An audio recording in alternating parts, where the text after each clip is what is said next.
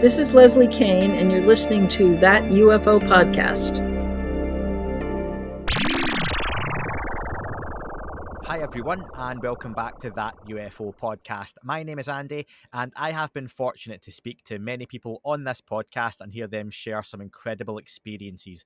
Calvin Parker, Jim Semivan, members of the Experiencer Group, and Whitley Strieber, among many others.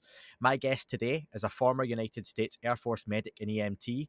His academic achievements include a bachelor's degree in psychology from Park University and a Juris Doctor from Western Michigan. As well as this, he is a retired lawyer and former Assistant Attorney General. I think I've covered the bases, so I'd like to welcome to the podcast author and researcher Terry Lovelace. Terry, welcome to the podcast. Thank you, Andy. It's a real pleasure to be here. Now, that's quite the background you've got, which makes the story all the more incredible, I think. So I want to ask you, Terry, does your story with the UFO phenomenon begin in 1977, or does it go back further? You know, it really goes back to early childhood. And that seems to be common among a lot of the experiencers that I talk to. I had experiences at age 4, 5, 6, all the way through about 7. But the real big event in my life happened in 1977 while I was on active duty in the United States Air Force. So let's talk about that then, and we'll circle back later to some of those childhood incidents. Of course, you're famous for your book and the event, the incident at Devil's Den. Can you just tell me first, where is the Devil's Den? It sounds very ominous, and what was it that brought you to being there? You know, it is ominous. That's the right word to use. I spent 6 years on active duty in the Air Force. I worked as an EMT in an emergency room. And my coworker and my best friend, Tobias, and I, we were both city kids. I grew up in St. Louis, Missouri. He grew up in Detroit, Michigan. And we worked a midnight shift, 11 p.m. to 8 a.m. in the morning. And one night he says, hey, man, I got an idea. Let's go camping. And I'm like, camping? What do I know about camping? I've never been camping in my life. And I knew he'd never been camping in his life. And he's like, no, think about it. It'd be fun, it'd be out. We'll be in the outdoors. We'll get some fresh air. It'll be a blast. He says, I got the perfect place to go. He spoke with someone who was a fisherman who told him about this place called Devil's Den State Park.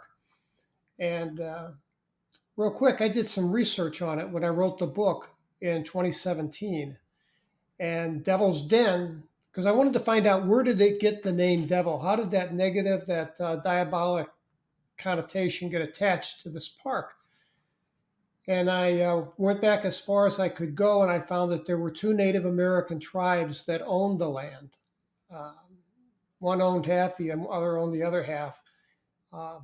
And I contacted a medicine woman from the Cato, C-A-T-O, Cato tribe in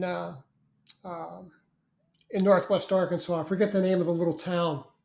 And asked her if she'd talk to me, and she did. And she gave me a brief history of Devil's Den as far as their people are concerned. And she told me that as far back as, they don't have written, they only have oral traditions, as far back as oral tradition will take them, that Devil's Den State Park has always been cursed ground, that it was a place where they would transit through to get from point A to point B, but they never camped there, never hunted there, never fished there. She said it was cursed ground. I then followed up. I had a friend who from University of Michigan in Ann Arbor, who had a friend through a connection to the University of Arkansas, and it spoke to the anthropology department and an archaeologist who had done excavations all around the area. And he and his wife work as a team, and she told me that they had done excavations all around the area, but she said it was very unique. Inside Devil's Den, they've never found a single artifact, not a single flint tool, not evidence of burnt charcoal. There's absolutely no evidence of any human habitation inside that park area, and all around it, there's evidence going back thousands of years. So she said it's a unique place. And there have been a lot of people disappear mysteriously from Devil's Den State Park. I can give you two real quick examples to kind of set the Yes, please. stage. One happened, the first one I found happened in 1947, and it was a little girl, 7 years of age, named Catherine Van Alst, and her family was from Pittsburgh, Pennsylvania. And they took a trip in a camper. Shortly after World War II, there was a kind of a camping craze that went through the United States, and people were buying these pull-behind campers. And the family, it was the mother, father, two younger siblings, and then Catherine Van Alst, as I said, age 7. And they drove and they plotted their trip on their way south to El Paso, Texas, they were going to spend 2 nights in the campgrounds at Devil's Den State Park. So they got to the campground, have a fine time, get all set up, had an uneventful night, and then the following morning of their second day, the mother is putting breakfast on a picnic table and at the campground, and the two boys are running around the camper, and the mother looks over and says, "Boys, where's your sister?" And they're like, "Well, she's right here." Well, she wasn't. And they said, we swear she was right here. And, mother is annoyed, but not too freaked out. She says, "Go find your sister." So, of course, they run to the restrooms and they run to the kiosk and the ranger station, and they're looking all over for their sister, and they come back and they're freaked out, and they're like, we can't find her. So this commotion gets Dad involved, and he comes out, and he's half panicked. He's like, "Let's find her." Because this campground is in the middle of very thick forest, extremely thick forest all the way around, high rocky terrain. It'd be difficult for her to manage. She was in a swimsuit with like flip-flop sandals, and it'd be a very difficult terrain for her to get around in. But they get other campers involved, can't find her, they're calling her name. They get park rangers involved, they're calling her, can't find her. The search expands. This is a state park, and there is a federal park on the other side, on the east side, and a larger park called Ozark National Forest. And there were a lot of park rangers assigned there, and they came over, they got involved in this hunt. And then first night passes, no Catherine, second night passes, and the search is set up to last 7 days. On the seventh day, it'll shift from a rescue to a recovery. And of course, that'll knock down the urgency, and she'll be a lost little girl. On the 7th day, there was a group of students. There were student volunteers from the University of Arkansas who came in by the busloads, who were out helping hunt for this little girl. And this young man named Porter Chadwick was his name. Porter Chadwick is walked up on a high elevation, a bluff, and is yelling for Catherine. And this little girl in a swimsuit and sandals walks out from underneath this rock overhang and says, "Here I am." And he breaks down. He's like, "Oh my God, where have you been?" And runs over and picks her up. And they were at an elevation of about 760 feet above the campground. And the terrain was so steep and rocky that it's a zigzag switchback trail that you have to walk through to get up there. No idea how she did that in sandals. So he carries her down to the campground. Little girl's been missing for 6 nights, 7 days. Back at the campground, they have a doctor there. She is 100% hydrated. She has not lost an ounce of weight. According to her mother said, quote, that her hair smelled clean. She had washed it the evening before she went missing. And they asked her, they said, "Well, Catherine, where have you been?" And she said, "I don't know. I just heard somebody call my name, and I thought you sent them to get me." And they asked her, "How did you get up here?" And she said, "I don't know." I tried to find her. I had no luck. Of course, she may have had a married name. 1947 is a long time ago. God, I would have loved to have talked to her. Likewise, Porter Chadwick, I couldn't find him either. But it's well documented in our newspaper articles, both in the Kansas City Star and the Pittsburgh Press. So it's just an amazing, creepy story. Yeah, and as a father, I'm glad the little girl gets found at the end. I can't imagine. Yeah. It's got so many hallmarks of different classic cases of abduction, but then returning, missing time is assumed within that. And like you say, it's one of those, it's a shame that it was so long ago. The little girl has lived a full life, I hope, and is potentially still with us or passed on at this time. And same with the student who found her. But yeah, and obviously we're going to get on to talk about your case. You said there was a second case as well? There was. I'll mention that just briefly. When I was researching Devil's Den for my book, coincidentally, in August of 2017, there was a young man from Bartlesville, Oklahoma, and his name was Rodney Letterman. And this has turned into kind of a famous case. I'm right in the middle of writing this book, and I'm paying attention to the local press down there to trying to collect as many of these odd stories as I can find. This Rodney Letterman and his friend from Bartlesville, Oklahoma, drive down to Arkansas to go to the state park with the idea that they were going to walk across what's called the Butterfield Trail. The Butterfield Trail is mostly paved. It's an easy walk. It cuts through the park. It gets its name from the Butterfield stagecoach line, which ran through there until 1859 when the war between the states, or the Civil War, depending on where you're from, started. And their plan was to just walk the trail. Now, Rodney Letterman had asthma, and he carried an inhaler with him normally because he'd have an asthma attack and he'd need the inhaler to breathe. So they're into their walk, and he says to his friend, I'm short of breath. I left my inhaler in the truck. Could you run get it for me? And his friend's like, sure, no worries, man.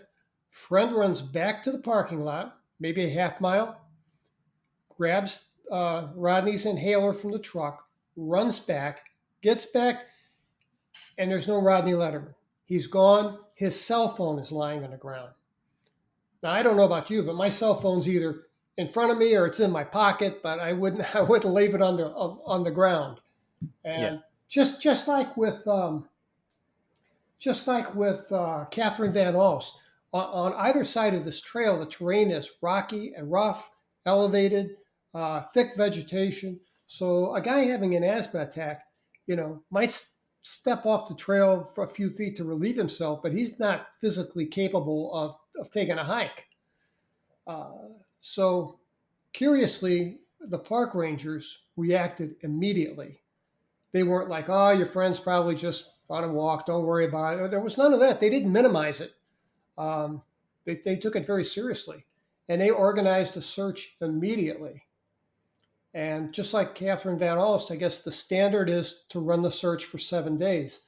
And in 2017, technology had improved. They had, helicopters with FLIR, the forward-looking infrared radar, where they could grab a heat signature off of a human being walking at night or in the daytime.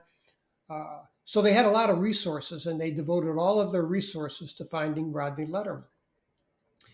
And in the beginning, in the prologue of Incident at Devil's Den, I wrote, this is all I know, is that he is missing. And the family paid a private firm to search for him in October up through the end of October in 2017. And then the money ran out, and Rodney was just gone. Yeah. So I promised the readers that I would let them know if there was an update. And there was an update in February of 2019. There was a young couple walking up the Butterfield Trail, a man and a woman, early 20s. And there's a log on the side of the road that kind of differentiates where the path is from the forest. They have these logs lying around just to create a pathway. And sitting on top of this log in dead center, the girl says, "Is that an albino turtle?" And her friend is like, "What?" And he looks and walks over to the log. And dead center of the log, right in the middle, there is a diamond shaped object that looks like bone. And he walks over and he picks it up and he looks at it and he says, I think this is human. I think this is part of a skull." Now when I read this out of the Bartlesville Examiner, my first thought was that that's a staged crime scene. I mean, back to my days as a felony prosecutor, I think how would part of someone's skull bleached white from the sun, how would that suddenly end up on this trail where thousands of people walk on a weekly basis and no Yeah. one saw or noticed it? Park rangers are through there all the time. So this just appeared. And the park rangers did the correct thing. They treated it with a forensic protocol. They collected it. They sent it to, on a hunch, they sent it to the Bartlesville, Oklahoma medical examiner, who conducted a DNA test and verified that it was indeed the skull cap at the very top of Rodney Letterman's skull. And that is all that's ever been found of Rodney Letterman. Not a stitch of clothing or anything.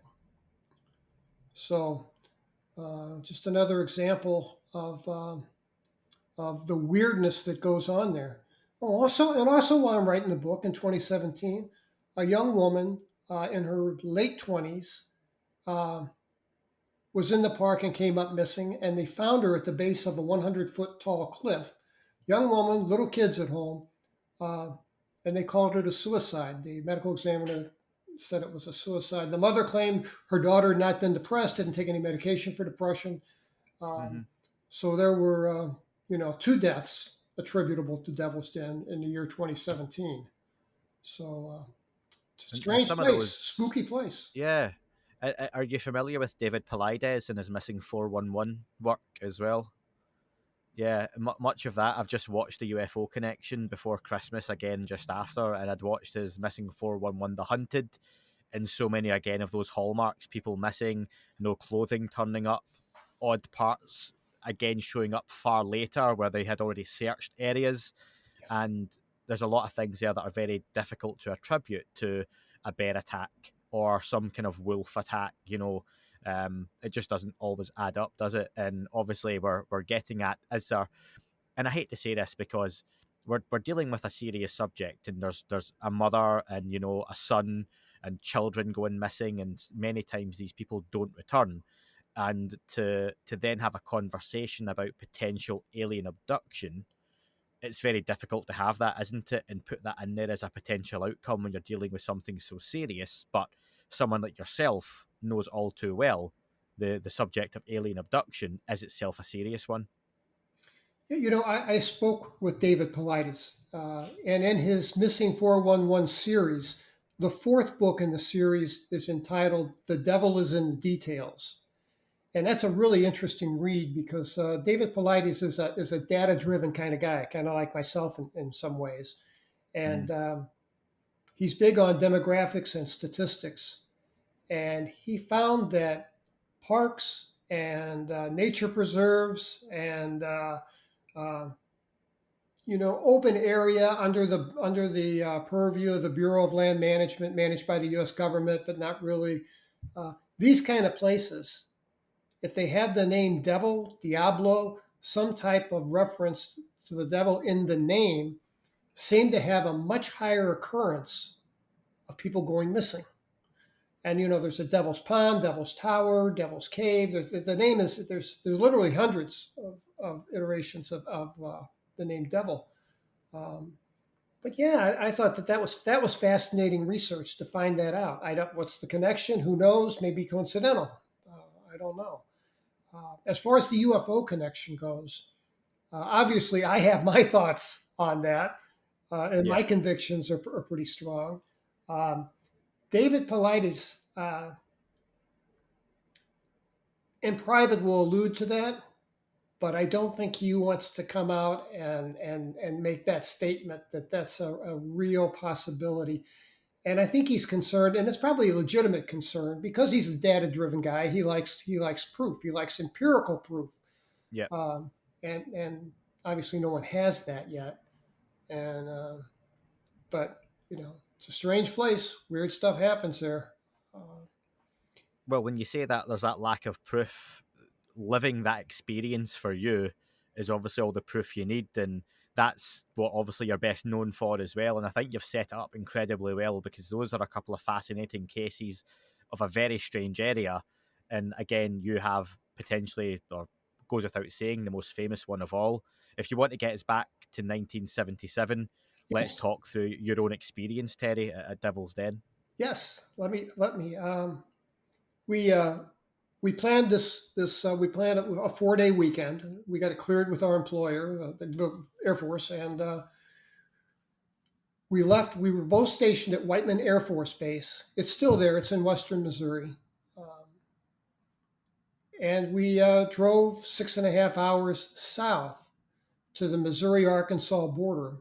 Devil's Den State Park abuts right up next to the Ozark National Forest. Both of these parks they're huge. They just consume a big chunk of northwest Arkansas. And we drove down there with the intention that we weren't going to stay in the campgrounds. Now, I didn't understand that at first. I told my friend, let's stay in the campground. We got hot showers, we got water, we got electric hookup. And and he made the point, look, if we're gonna do that, we're gonna have people to the right of us, people to the left of us. He said, you might as well camp in Walmart's parking lot or something. He says, let's be real outdoorsmen. Now, here are two guys. I was 22 at the time. Toby was 23. Neither of us had ever been camping a day in our life, and here we're gonna be real outdoorsmen. And we're gonna go find our own place to camp. So we dodged the ranger station and we took a road, and it's still kind of, I don't understand how we found this place, but we did by happenstance. We took a paved road that turned to gravel, that turned to dirt, and we came to a chain across the road that prevented us from entering. And we were able to get around the chain. It was really just, there was a lock looped around the end of it to form like a noose, and it was draped over a nail on an opposing post. And there were warning signs, no admittance, keep out, no hunting, no camping, no fishing. I thought it was some kind of nature preserve. I found out in 2017 we weren't actually in Devil's Den State Park, that area is owned by the Bureau of Land Management. And I may have sent you some photographs of Devil's Den. It's an elevated plateau-like, and the top of this plateau is clear cut. Now, I didn't bother looking for it on Google Maps because I thought, this place has to be covered by 40-year-old mature trees by now. Mm-hmm. And it's not. There's still just a dirt road that goes straight up it. And when you're on the top of this plateau, you are level with the treetops of the surrounding forest. So the place is difficult to find. But the U.S. government spends taxpayer dollars to send a guy up there with a tractor to clear cut the top of this plateau. So there's nothing growing up there. And I guess my question is, why? But that's what's done. Have you ever had a good reason as to why they may do that? Has anyone ever came back to you to say, actually, here's a justification to spend that money and clear it, or is that still a mystery? Well, it's owned by the Bureau of Land Management, and nobody there is taking questions. So, okay, I'm sure that there has to be a reason, other than to burn gasoline. There has to be a reason. It's an assumption on my part, but I'm left with the assumption that ET comes and goes from there. I mean, what other reason can I think of? I think it's a landing spot. So okay. Again, that's just assumption on my part, but we found this place. We drove up. We thought it was perfect. I mean, it was a beautiful place. There was about 6 inches of grass. Wildflowers all over the place. It was gorgeous. Just a really pretty place. And the view was fantastic. We could see all the way around us, 360 degrees, and there was other than forest, there was nothing. I mean, there were no houses. That was back in 1977. I think there are some garages that you can see in the distance off the Google Earth image. But I think that I'm guessing those are probably to house the tractor and whatever they used to clear cut the top of that. So we set up a campground. We set up a little campground. I'll kind of cut through to the chase here. We did all the fun stuff you do when you go camping because it was all new to us. We'd never done it before. Mm-hmm. We built a nice bonfire. We barbecue hot dogs. We're sitting back. We're on these air mattresses. And we have a campfire between us. And we have a tent, just a $10 cheap tent we bought for that purpose, set up in back of us. And it's getting on to 9 p.m., maybe a little later. And we're carrying on this conversation and just having a good time. And it was pleasant out in that it was a warm day in June, but there was a nice breeze. And there were all the things in the forest that make noise, crickets, tree frogs, bugs, I don't know, but, and they were fairly loud. They were loud enough that we had difficulty carrying on a conversation across this bonfire or this campfire that we had. And I'm sitting back and we're just talking, and I noticed that it abruptly went quiet. And not only did it go quiet, it went still. Where we had enjoyed a nice breeze beforehand, there was nothing. The breeze was stopped. I could see the fire. The fire was the only thing that made noise. And it unnerved me because it didn't seem natural. Mm-hmm. And I asked my friend, of course, like he's going to know, but I asked him anyway. It got awful quiet out here. What's up with that, Toby? And he's like, he kind of blows it off, says, don't worry about the bugs. The bugs will come back. The frogs will come back. Don't worry about it. We've been laughing and cutting up, and we just quieted them. They'll be back. We kind of picked up our conversation. And my friend had his head turned toward the west, and he's fixated on something. And I'm like, hey, man, what are you looking at? And he says, Terry, were those lights there before? And there was nothing out there. There were no lights anywhere. And I said, what lights? I couldn't see them because from where he was sitting, his torso was in the way of what he was looking at. So I had to stand up and take a step back. And on the horizon, on the western horizon, just above the horizon, there were these 3 bright stars. They were all the same brightness, same luminosity, and they formed a little triangle. And they were too high off the horizon to have been lights from a distant train or, a parking, a car park, or they just didn't belong there. And I said, no, I don't remember those lights there at all. And we're watching them, and while we watched them, they rotated. They rotated like they turned, like they were on an axis, and did about a 120-degree turn. And if you look at the base of the triangle lined up parallel with the horizon. So there was an apex pointing up. And it was strange because our emotions and our reactions were muted. We should have been freaked out. We should have been asking each other questions like human beings would do. Hey, what are you seeing? And validate what I'm looking at. You seeing what I'm seeing? What is this thing? But there was none of that. And the thing started to go, while we're watching it, after it realigned itself and pointed up, it started to travel upward. And as soon as that happened, I felt a wave of calm wash over me, almost like sedation. And all that feeling of nervousness, that anxiety that I experienced earlier was gone. And it was an odd experience. I've not experienced anything like it since. It was a sensation that I was more of an observer. I felt detached from it somehow, uh, rather than a participant in it.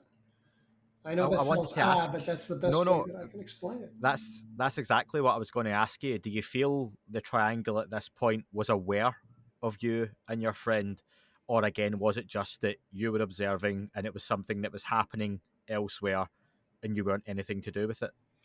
I was observing and I felt like I wasn't a participant, an active participant, but I absolutely felt like, and I've said this before, being there was like we were keeping an appointment. And what was playing out in front of us, uh, when I say I wasn't a participant, I mean that I had no control over anything. I was just there along for the ride. And just to watch this thing play out. Wrong place at the right time. I'm sorry. Was it the wrong place but the right time? Yeah, pretty much. Pretty much. Yeah. You know, again, I think it speaks to the level of influence that these things can have over us because our emotions were so inappropriate to what was going on. And we watched these three stars climb into the sky, and they reached what I would call a ceiling, and I had no point of reference. It was pitch dark. I have no point of reference how high that was, but they were high in the sky. I can say that because the points were three. The three stars were close together, and it stopped moving. And once it reached this ceiling, it reoriented itself and moved like this, so that instead of going up, the triangle was now pointed in our direction, because instead of seeing a triangle, we now saw a line of three lights, you know, the center light and the two lights on either end. So it was pointed directly in our direction. It was coming toward us, and it wasn't fast. It did a slow, like a glide plane, like just a slow descent, but steadily in our direction. And it must have been high because this took some minutes for it to happen. It did a somersault thing where the apex of the triangle dipped down and the thing flipped completely over and then reoriented itself. And it did that at least twice. And I had the feeling that that was done for our benefit, that was this thing's way of letting us know that it's under control. You know, it's like somebody's driving this thing, and I just had a strong sense of that. Um, and it came toward us, and as it got lower, it got probably was at, I'm guessing, 5,000 feet, and there were points on the tip of each of the triangle with white lights, and those dimmed somewhat. And it came and it stopped directly over our campsite. Actually, we weren't directly underneath it. We had camped kind of off to the side, so that this thing wasn't exactly underneath us, which I was grateful for. And also, by being off to the side, we could kind of see the side of the thing. And it was big. It was enormous. It was like a large single-story building, maybe a medical building or a large shopping center or something. But it was on the order of that magnitude size-wise. It was big. Heard no noise, felt no anxiety whatsoever. And we really had no conversation about it. we were just there. And shortly after it came to a stop, directly from underneath and in the center of the triangle, there came a laser type of light. And it was a white light that had a milky white quality to it. And it was about 6 inches in diameter. And it just, like someone hit a switch, clicked on, and landed directly in the center of our campfire. And we both looked at it, and it was odd. I mean, there was no fog. It was a clear night, but this light beam had that quality of like a high power searchlight or a nautical navigational light, searchlight that cuts through fog. You can see a visible, it had that quality to it. And we both looked at it, and I don't think we said a word. And we could visually follow it up to the center underneath of this triangle. And then that just, boom, shut off. And the second that it shut off, it shot from the same spot a laser beam in our direction. Now, laser beams were brand new in 1977. I'd seen them on television, but I'd never seen one in real life before. Yeah. And this one was about the diameter of a lead pencil, and it was reddish purple in color. And what it would do is it would land in our campsite on something and stay there for literally a millisecond and then reappear somewhere else.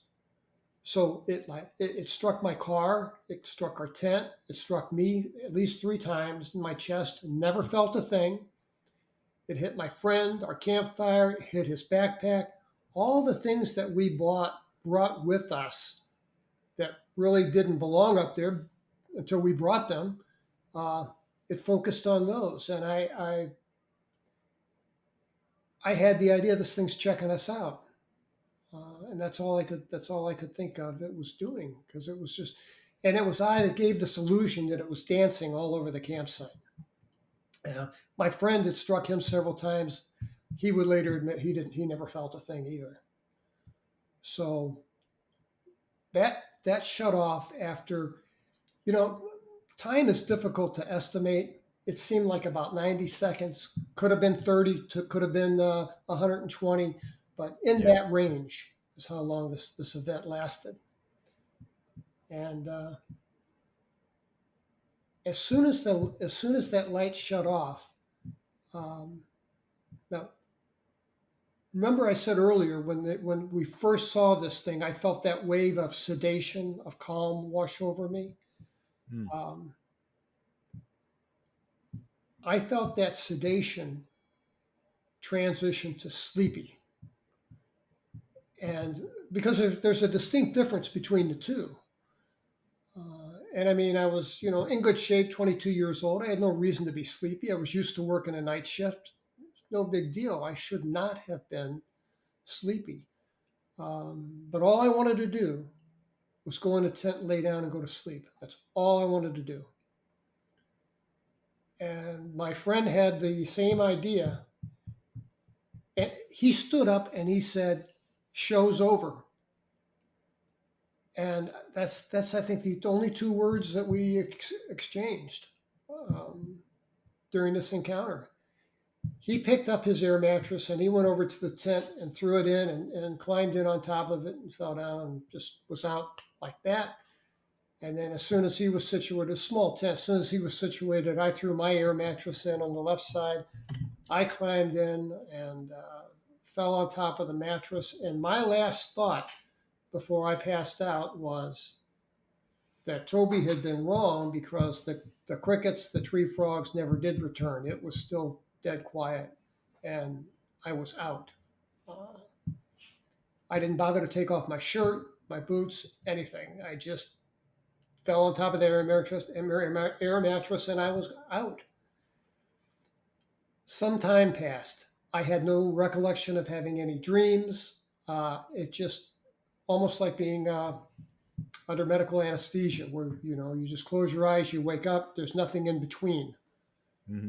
And I woke up to these yellow lights, yellow flashing lights coming through the canvas of the tent um, in front of me and to my left, or pardon me, to my right. And these flashes of light are at odd intervals and they're incredibly bright. I mean, bright like an old school flash bulb, just brilliant. And in that fraction of a second, it would light up the inside of that tent like crazy, like daytime. And I wake up and I don't have my wits about me, and I'm thinking, what is this? What? And then I'm trying to think of some rational explanation, and what I came up with that these must be the overhead flashing lights of a park ranger's truck there to kick us out. That was the only thing I could think of that made sense. And I sat up, and I wasn't worried about the park rangers. Throw us out of the park. I didn't expect to be, you know, any consequence other than that. And I sat up and I noticed that I wore my combat boots, blue jeans, and a t-shirt. And my boots had been unlaced almost all the way down. And that, I guess, that annoyed me because I knew I didn't put them on like that. I mean, I would have either left them laced up or I'd have taken them off, but I wouldn't have left my boots untied. I mean, it's a trip hazard. It doesn't make sense. I would not have done that. And I gave that my immediate attention. I pulled off my boot, and my socks were on sideways. And that really confused me. And it didn't hit me yet that we'd been undressed and redressed is the reason for this. Yeah. But I was annoyed, and I put them on properly, and I laced my boots up. And the lights are still flashing. And in one of these flashes of light, I can see my friend Toby is on his knees, and he is peeking out through a flap on his side of the tent. And this all happened pretty quick. And I say, Toby, man, what are you looking at? What's out there? Is it park rangers? What's out there? And he doesn't answer me. And in one of these flashes of light, I could see tracks of tears down the right side of his face. And that scared me. That was really the first fear that I felt, the first real fear that I felt in this whole encounter. Because I couldn't imagine what would make this guy cry. That made no sense. And I asked him again, Toby, what's out there? And he doesn't give me a coherent answer. And I got to my knees and I looked out the flap on my side of the tent, and this thing that had been somewhere around 3,000 feet, I'm guessing, over our heads when we went to bed, had descended, and it was now just 30 feet over the floor of this meadow. So it was, like I say, I was grateful that we had camped off to the side, because otherwise it felt like it was right on top of us. And that was the reason these lights were so bright, was we were near one of those points, and the flashing light was in our direction, and it was pitch dark except for when these lights would flash at odd intervals. And I'm looking, and in one of these flashes of light, I can see what I first took to be children. Somewhere between a dozen, maybe 15. I didn't count them. But children, 3 foot tall, maybe a tad less, walking around this meadow, and they're all paired up in 2s and 3s. And they're walking around like tourists or something. They're just walking around, checking things out, looking around. They're walking leisurely. They had an odd gait. They walked with a bit of a limp. Their gait wasn't the way you or I would walk. Something about their gait was off. Mm-hmm. And I'm confused. And I'm like, Toby, man, what the hell? What are these kids doing out here in the middle of the night? In the middle of nowhere. And he said, Terry, man, look at them. Those ain't little kids. Look at them. They're not human beings. And when he said that, I looked again, and I could see that their torsos, their limbs were disproportionate to their body. Their heads were larger than they should have been. And they were all they were all the same. They were all uniform. And I have a theory about, and there may be 100 different varieties of grays. I mean, because I say this and I have people email me and say, no, that's not right. Grays are this or grays are that. But I can only tell you what I saw. And what I saw gave me the impression that these things were manufactured. Mm-hmm. Maybe intuitively, somehow I knew that these weren't living, they weren't sentient beings in the way that you and I are, conscious, self-aware. You mentioned Calvin Parker, who's a friend, and Calvin and I had this conversation, and he describes them as, quote, little robots. Yeah. And I had that same feeling. They felt like something that was manufactured. They didn't seem real, or not. They were definitely real, but they weren't sentient and living. So we're watching them and we're terrified. We're scared to death that we're going to sneeze or cough or make some noise and draw their attention. And of course, they were long done with us. So whatever they were doing. And while we were watching, from underneath this thing, there came a column of light that came on, boom, just like all of a sudden. And it was about 30 feet in diameter, because it was about the same diameter as this thing was tall off the floor of the meadow. So I'm guessing 30 feet, and it was a column of white light, and it had that milky white quality to it that beam had, that looked like a searchlight cutting through fog. And the second this thing turned on, all of these little guys turn their attention toward it, and they start walking toward it.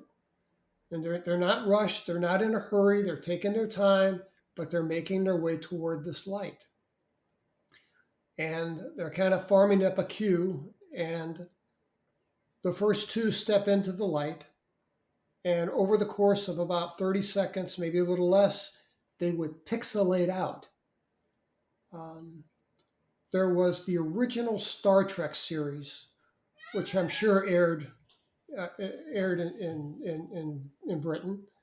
Oh yeah. Back in the 60s.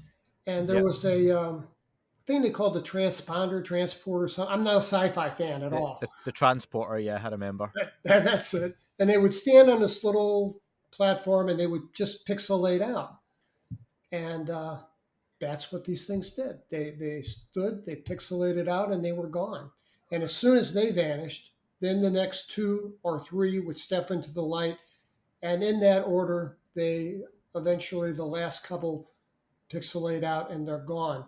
The second that they're gone, that light turns off.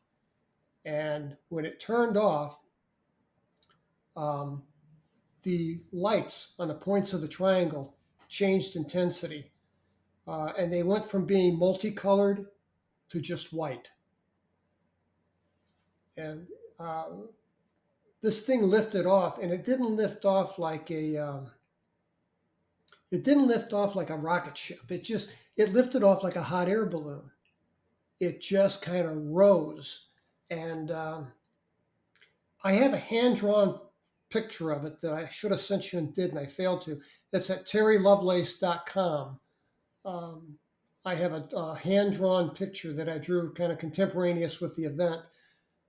I redrew for inclusion into my book. And that's a pretty good representation of what we saw. That link for the website will be in the description to the podcast. So if anyone's listening, they can click on that or head to terrylovelace.com and they'll be able to see that, which I suggest they do. Sure. So I want to ask you, Terry, just before you carry on. Yes. It's a good place just to ask you a quick question. I don't want to break up the story too much because it's amazing to listen to. You mentioned the greys, these small robot type, AI potentially. We hear about third generation AI. Are they really intelligent clones or robots? And you mentioned that scene, and it makes me think of Close Encounters of the Third Kind when the little grey aliens come out the craft and they're all standing in the light, and again, they were played by little children in the movie, and they're in that kind of mass, that sea of beings. Do you have any thoughts then or over time as to the source of these beings, if they're being created or manufactured? Have you ever thought about why or by who? I have, and I'm glad you asked that question because I don't watch sci-fi movies. I don't watch outer space movies. Very, very rarely. And encouragement from my wife and my kids are like, "Come on, you got to see this. It's a great movie. You'll love it." And I did enjoy it until that scene. And that scene where, if I recall, there's a ramp that comes down, there's a thick fog or mist, and Mm. the little gray guys step out of it. Yep. And I had a panic attack. I flipped out and left the theater and waited outside for my family. And I said, I can't go back there, not right now. I just needed to get away from that. I have some PTSD-like symptoms, and I'll answer the rest of your question, but I want to interject with this if I could. Sure. Yeah. I had that panic attack, and anyone who's ever had a genuine panic attack knows how unpleasant that really is. And I was in a shopping mall with my wife in 1987 around Christmas time, and I walked around a corner, and there was a store that was set up with a long table, and it had these female mannequins. They were just from the waist up, and their arms, they weren't dressed.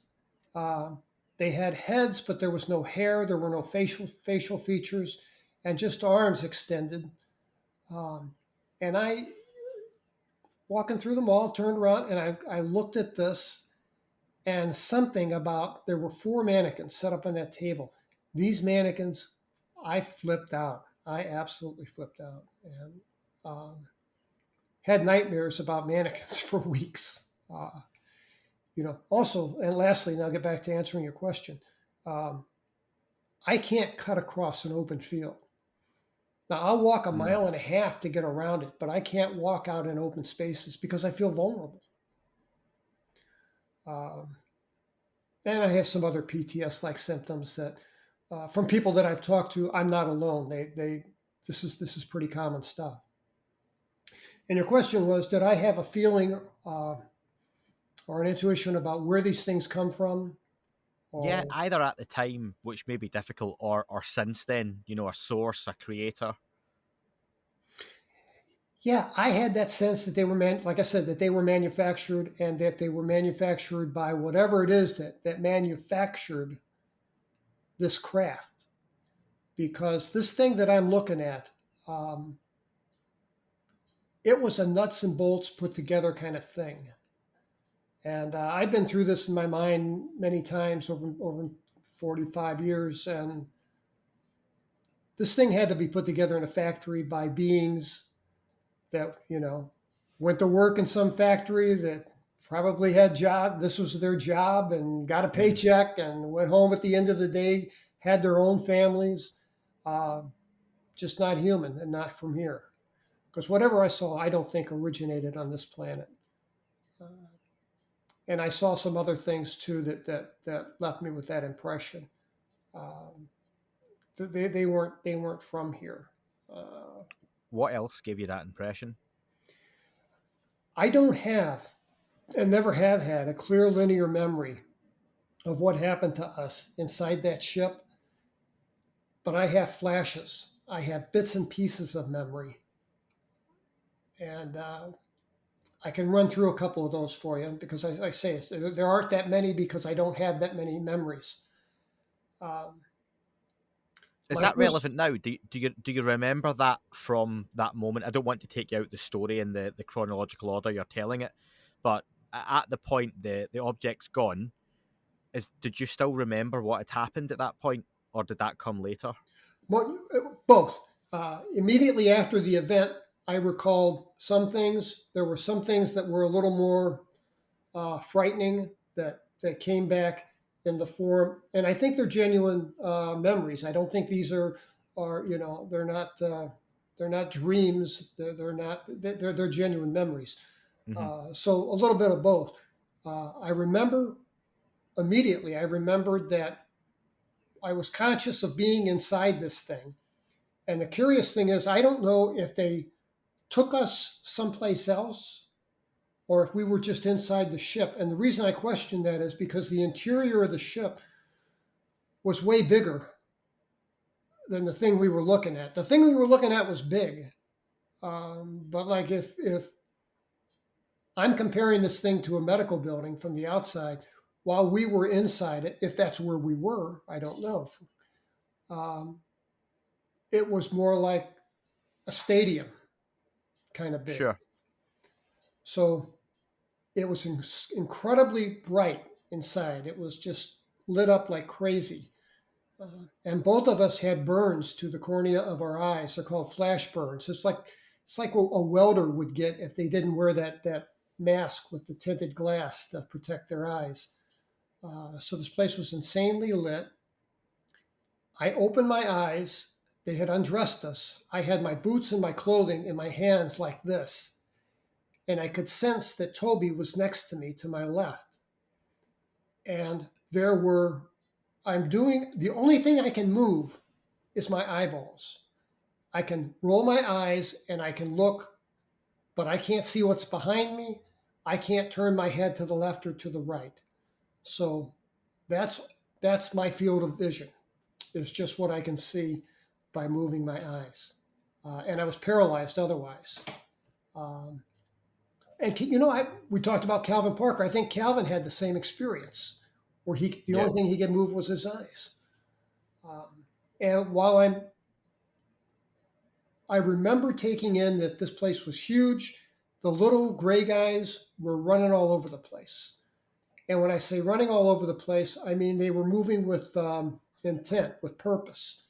They weren't. There weren't any slackers. There was nobody taking a smoke break. Everybody was doing something with a purpose. Mm-hmm. And then this was probably the most frightening thing that happened to me. And that was, I was aware of a being about 6 foot tall, almost twice as tall, 2 meters tall, to my right. And he was dressed in a gray uniform with a V-neck. I didn't see any insignia of rank or name tag or anything like that, but this thing was like a sweater. And he wasn't a human being. He wasn't gray. His complexion was like a pinkish color. It's odd. It wasn't. He was not human. He had just 2 nostrils, a slit for a mouth, no discernible ears. There was no hair that I could see, only some very sparse, kind of like what I got, very sparse hair. And his eyes weren't as big as what the Greys had. I mean, they weren't like motion picture kind of huge. They were almond shaped, but they were about the size of a pair of Ray-Bans, Mm-hmm. And they were jet black and kind of wrapped around. And this guy walks across my field of vision from my left to my right. And I pay attention to the way people carry themselves. I always have. And this guy carried himself like an officer or someone in authority. And he didn't look in my direction, but he walked past me, and he is somewhere to my left. And I'm straining my eyes as hard as I can to my left to look at this guy. And as I'm doing that, he turned, and I think just by chance, by happenstance, he turned and we locked eyes. And I don't have a better way to explain this other than to say that this guy was in my head. I mean, he knew me. He knew my plans. He knew my wife. He knew my dreams. He knew my secrets. He knew everything about me. And I guess they would call that a download, that he downloaded my mind. But I felt like he was just in my head.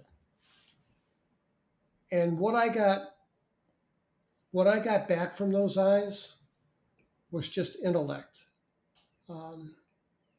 I felt inferior to this thing. I felt inferior intellectually, emotionally, physically, every way you can think about it. Matter of fact, I use the analogy. I have a cat.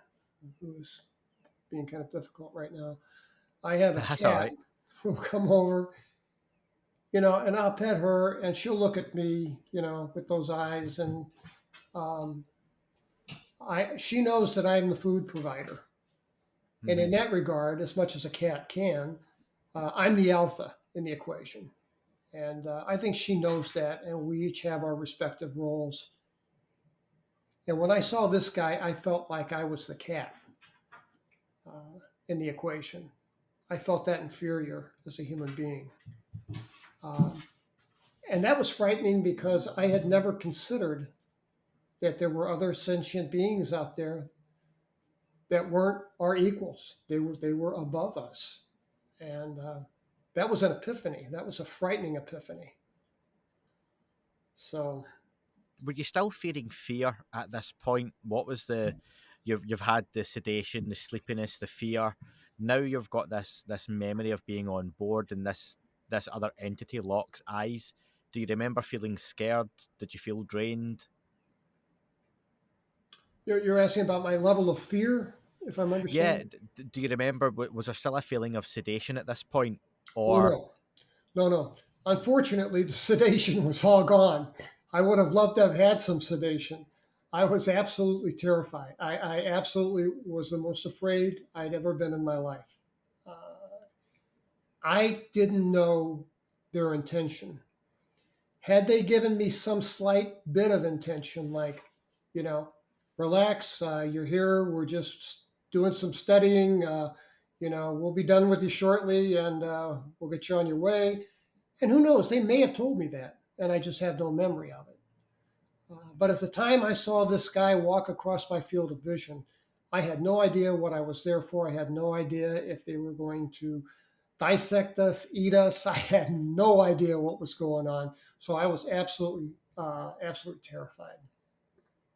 and one more thing before you move on and continue, because this is really important. I think many people, when discussing abduction experiences, will tell you that the beings are very reassuring, that they have that overwhelming sense of calm, that it's a very almost pleasant experience. Yet you hear other experiences, like you say, you might not remember, but people like Whitley Strieber, Calvin Parker, don't have pleasant experiences. It's very much against their will. They're scared, they're frightened, they're anxious. They have procedures carried out on them which they did not want. And why do you think those experiences can differ from person to person? That's a great question because it does. Experiences differ from person to person. It'd be a lot more helpful if we all had the same story because we could all bolster one another's experience. But that doesn't seem to be the case. Everybody has a different experience. The reason that I think that they had us sedated um, initially, well, I don't know, but the reason for that wasn't for our comfort. It was for their ease in handling us, and that's what I believe. So um, it wasn't for our comfort. It was done. Uh, they struck me as being, very pragmatic, uh, and I while I didn't see them go out of their way to be malicious toward me, uh, I guess I would describe them. They were benign, and what we experienced, pain wise and fear wise, was what I'd call collateral damage. It was unintentional, but it happened nonetheless. I had a lot of anger and a lot of resentment toward these things after the event, and but that's been so long ago. It's been part of my life for 40 years. I've come to accept what had happened to me. It helps. I had no idea until 2018 when I wrote this book and published it that there were so many people that have had similar experiences. It's very helpful to know that I'm not alone, that there are others out there who've had their experience too. Do you think it points to there being a range of beings or entities carrying out these abductions when you have some people, like I say, having pleasant experiences and other people having less pleasant experiences, would it make sense that you have one set of beings who are nicer and one set of beings who are not as nice, shall we say? Yeah, no, that makes sense to me. That makes sense. I think that there are, who knows, dozens, hundreds, thousands, who knows? How we have no way to know, of different races, species of entities. Um, and these non-human entities um, come to us with all kinds of intentions. Now, I know Linda Moulton Howe, who did a lot of research in regard to cattle mutilations from the western part of the United States. And she has some frightening stories of what these poor animals were subjected to. And the amount of, the number of cattle abductions just is incredible. You wonder, how could this happen? How could this possibly happen? But it does. And it's the same with human beings. Human beings disappear way more often than they should. Hundreds.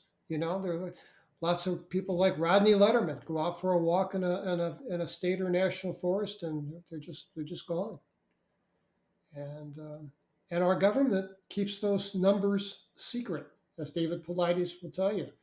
Um, you can't go and get a list of who's missing. They won't share that information with you.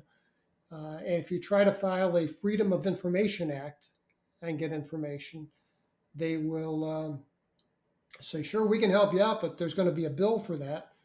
And the law is written where they can charge reasonable uh, charges for cost of reproducing the documents and postage and that and the like.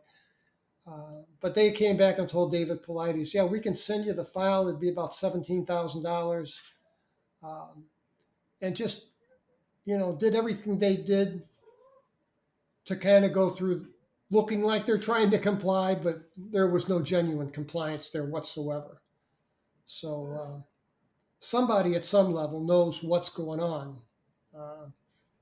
Or at least they know that this is going on. They may not know the backstory, but Well, I think we're going to get there with your story too, because the Office of Special Investigations comes in, but there was probably a little bit more before we get there. So you're on board the craft and you're straining, you've locked eyes, you feel you're getting a connection with this other entity. He's inside your head, or it's inside your head. yes. What happens from that point? I don't have a memory of what happened. I just have little vignettes. And so there's a gap, and then I have a vignette of a scene of seeing, and this confused me, about 8 people. They were young. They were our age. They were 18 to 22 years of age. They were dressed in tan-colored flight suits. They had combat boots that looked an awful lot like mine. They're a fair distance away, so they're not close enough that I can get a great look at them. But these are absolutely human beings. I mean, by all appearance, these are human beings. And they carried themselves like they were crew members, like they belonged there. There were 7 men and 1 woman. And they all wore short military style haircuts. The woman had her hair pulled back in a ponytail. And there was a red patch on the left shoulder of their uniforms, a round patch with that was, I said red, it was more of an orange color with white writing on it that I couldn't discern. I was too far away to see it. I went as far as to my good friend is a psychiatrist, a medical doctor, and he knows my story, and he asked me if I'd care to be hypnotized to see if I could read or describe or draw what was on those patches. And I said that I didn't want to relive the entire thing. But if we could, very narrow in scope, try to take me back where I could read those patches, I wouldn't mind doing that. So it took a couple attempts, but I got relaxed, and I think that I was in that meditative state. Um, but they were just too far away. I Okay. couldn't tell you what was on them. I wish I could. At least you attempted that though, and that's something that again we've seen Whitley Strieber and his regression tapes that have been played, and the harrowing screams that come out of him are almost inhuman, and that's something that if people haven't heard, it's on various documentaries, but also on his website, I believe, as well. It's not a pleasant thing to have to go back and relive. Were there any other of these kind of, I'm thinking in modern terms, it's like YouTube shorts or vignettes as you call them, these short bursts or clips of memories? What else do you remember, or is it a case of then you're kind of back in the tent? Yeah, there's a couple things I should include real quick. They're short.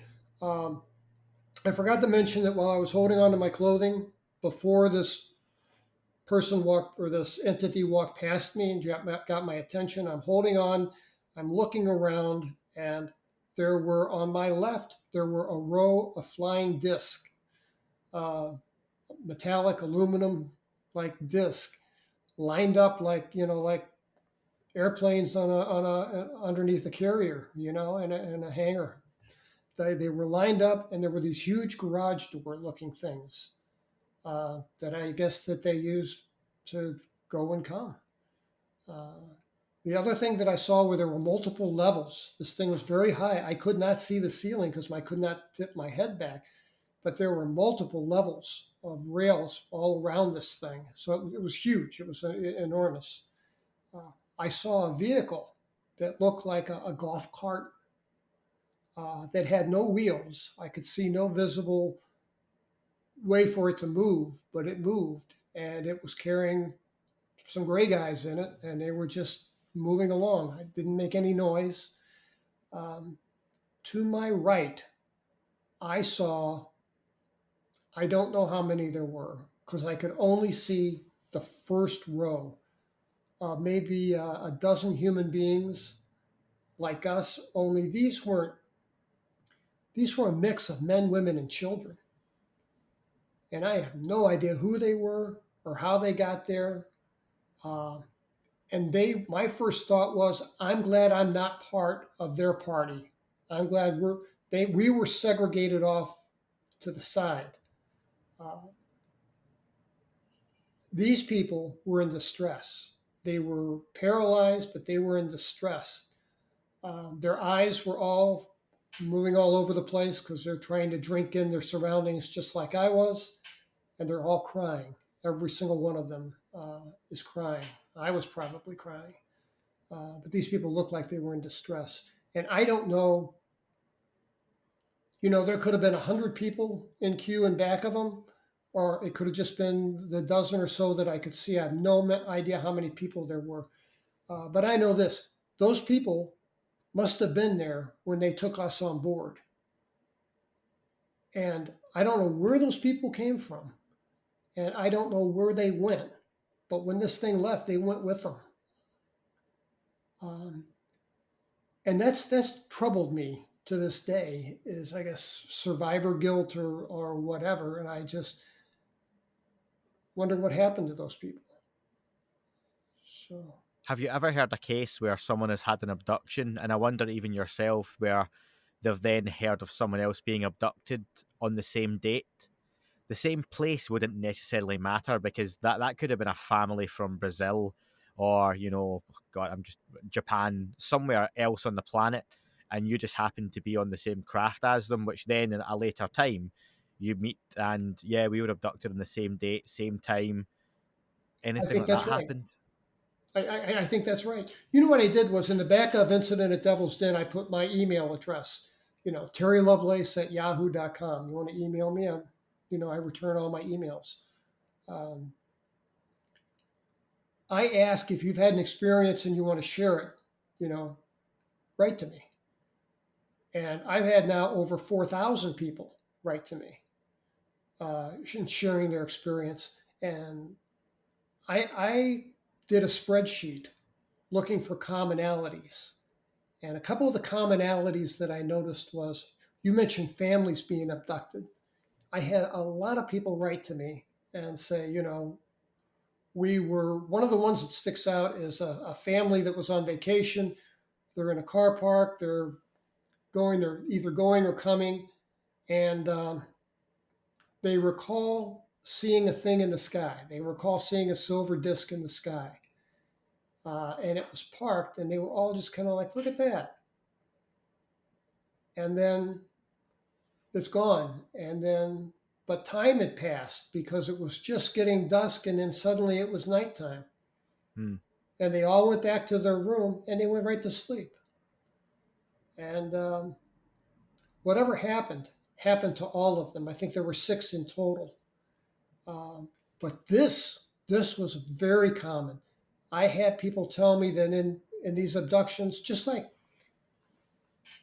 my relationship with my friend Toby changed after this event. Where this guy was my best friend in the world, I really didn't care to be around him. I did not want to talk to him about this event. And that's real common. This one family, like I said, had the 6 of them had this experience, and they were at a dinner, some kind of holiday dinner, and Uncle Joe. Everybody's got an Uncle Joe, right? Uncle Joe speaks up and says, "Hey, any of you guys remember when we were on vacation in that parking lot? We saw that thing in the sky." And everybody at the table stopped. It was just silence. A couple people excused themselves. Uncle Joe was the only one that had any appetite after that. But people are just reticent. They're reluctant. They don't want to talk about it. And again, I think it speaks to the level of influence that these things have over us. Well, let's carry on from there, Terry. Thanks for letting me sidetrack you for a few minutes with some of those questions, but I felt it was a good place to ask them. What happens next in your own experience? Again, I called it a vignette. The last thing I remember was we were taken.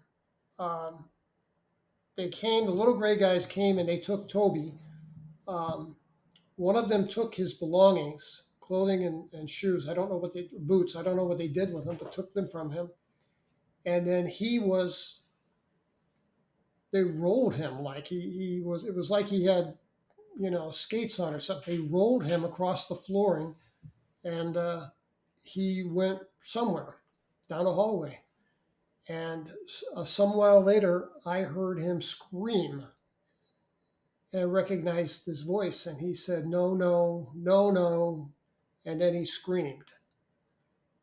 And that was just over the top for me. Because I knew it was going to be my turn next. And sure enough, it was. And they came and they took my belongings. And I couldn't feel the soles of my feet against the floor. It was like a cushion of air or something. And they just glided me down toward a hallway that went to the left. And I went down this hallway. And on my right, again, I can only move my eyes. On my right, I could see what looked like fish aquariums in varying sizes, from small to big enough for a human being to be in. And in one of these aquariums was what I took to be a puppy. It looked like a puppy. It had, how newborn puppies have the wrinkles, rolls of skin. It had that. The water was pink. There was an umbilical cord floating in the water. And as they're rolling me down this hallway, I'm looking at this thing thinking, what is it? And it opened an eye. And I could see it was an eye. There was a sclera, the white part of the eye, an iris and a pupil. It was but it wasn't a human eye. It was an animal-like eye. And at the end of this hallway was an arched door, and I went into this room, and it had a domed ceiling. Everything was white. Most everything in this thing was either stainless steel, white, or gray in color. And there was an exam table there. And they picked me up, levitated me somehow horizontal, and I'm on this exam table. And I want to make it clear that as frightening as this sounds, I got this genuine medical clinical vibe to it. It wasn't, I wasn't expecting a torture session.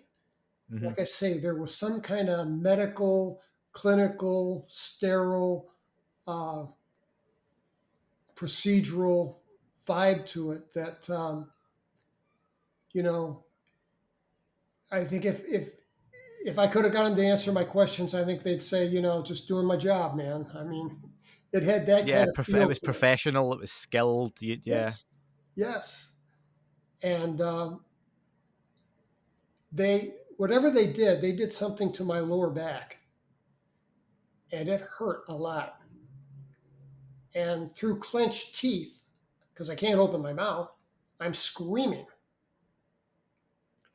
The things that are working on me they look like a praying mantis, 8, 9 feet tall. I can't tell because I'm on a table, but they're big. And they have insectoid-like hands.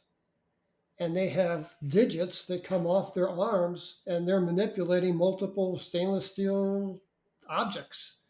And there are objects that are just hanging in the air that are tools of some kind. And they're doing something to my lower back. And again, it hurt, and I'm screaming. And I think that I annoyed this thing. And I get a lot of flack about this because people say, "Oh no, they don't do that." Well, they do that. They did it to me.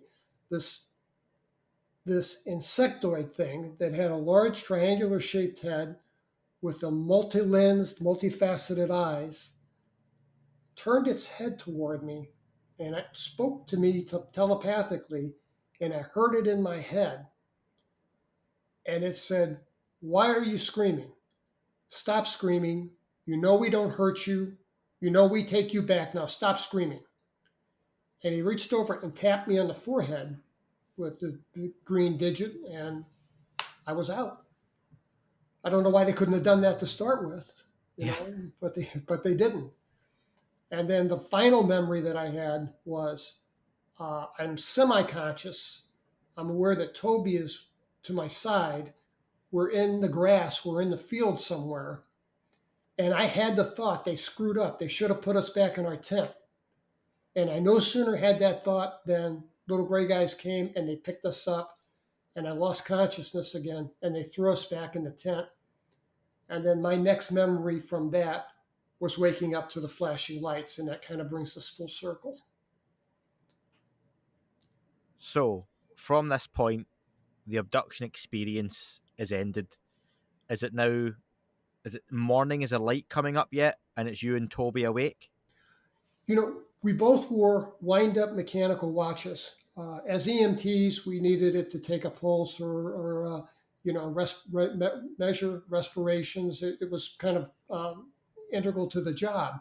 And in 1977, there really weren't battery-operated watches, or very, very many. We had nice wind-up mechanical watches, but they were good quality. Both of our watches had stopped at 240. Mine was at 240. His might have been 242. They stopped within minutes of one another. Those watches never worked again. So when we woke up, it was dark outside.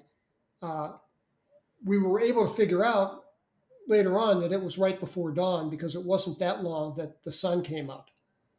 And so we had no idea what time it was. And we were sitting in the tent. Like I say, we watched the little guys go into the light. We watched this thing take off.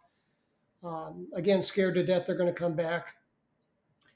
I was so terrified, I didn't want to leave the tent until it was fully daylight. I mean, all I had over my head was a piece of canvas, but I felt like it gave me cover. In a military sense, it gave me, felt hidden.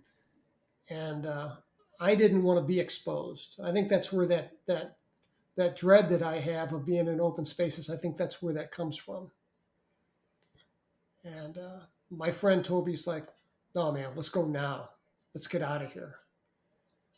And I acquiesced and said, "All right, let's go." And I grabbed my car keys and my wallet, and he grabbed a flashlight, I think, in his wallet, and we darted from my car, and it started right up. We had to turn the dome light on, and we had to look all in the car. We were paranoid something might be waiting in the car for us. Yeah. And there wasn't, of course. And we left. And we left everything there. We left my friend's backpack with all this stuff, his camera in it, clothing. I left my clothing there. The tent, the blow up air mattresses, my friend's really nice Coleman cooler. We didn't care. We were just grateful to be out of there with our lives. And was there much conversation between you at this point when you're in the car beside each other?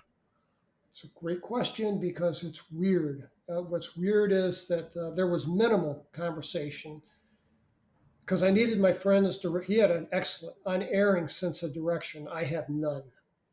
And he was able to guide us back to Blacktop and get us out of the park in the dark.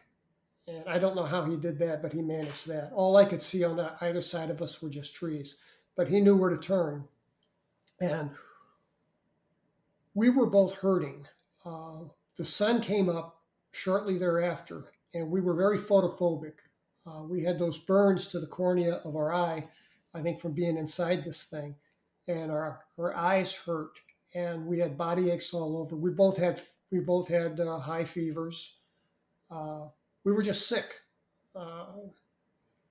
and we made a pact. We made an agreement where neither one of us would tell anyone what we saw. We didn't want to lie. We had some ethics about us, still do, and we didn't want to lie. So we said our story would be truthful. We went down there. We set up a campground. We woke up. We felt sick, which is true. We left.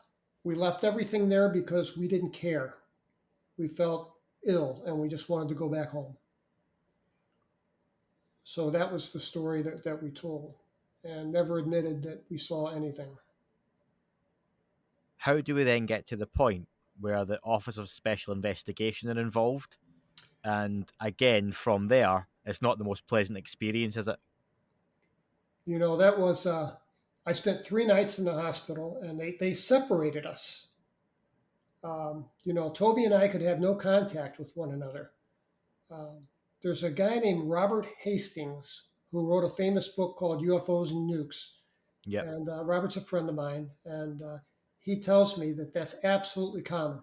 You have 2 or 3 active duty military people witness something, they bust them up, they take them, they send them to different parts of the world. They do everything they can to make sure these guys don't reconnect, because 2 people having the same experience, one bolsters the other, and they didn't want that to happen. So, what sort of questions are you being asked? You're both in the hospital, you're under observation. What's happening? Why are you being asked questions in the first place? Yes, the OSI, there were 2 OSI agents. It was my last evening there, and a nurse had come in to give me an injection for sleep, and they kept the lights turned off because my eyes were so photophobic. And these 2 guys followed the nurse in, and I don't want to stereotype people. I have respect for law enforcement. As a former prosecutor, I worked with law enforcement. But these guys were cops. I mean, you could just tell they were cops. The way they carried themselves, they had they wore blue suits. They had their suit coats unbuttoned, and you could see the shoulder holster with a weapon.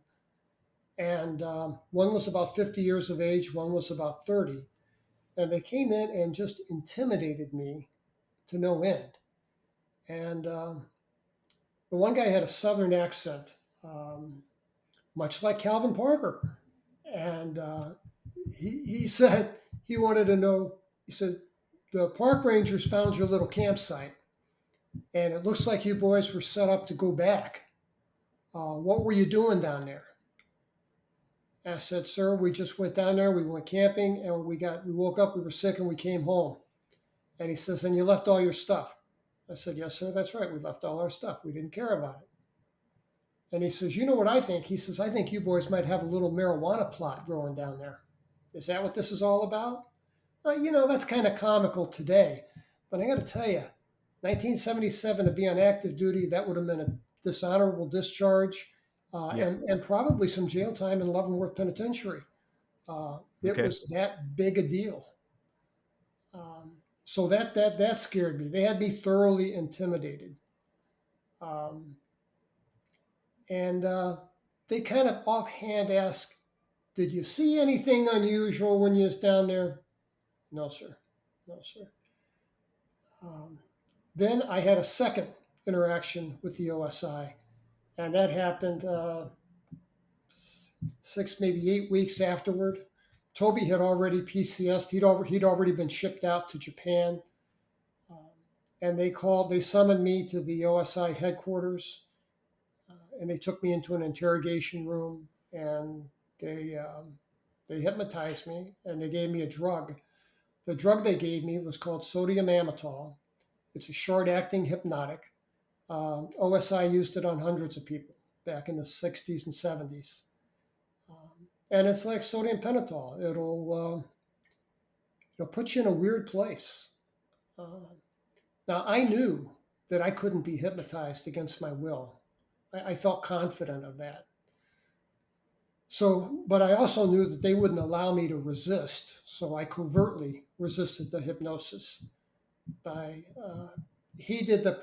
hypnotist did the typical regression thing where, we're gonna go down a flight of stairs now. Take that first step, and he had that voice, like that real smooth voice.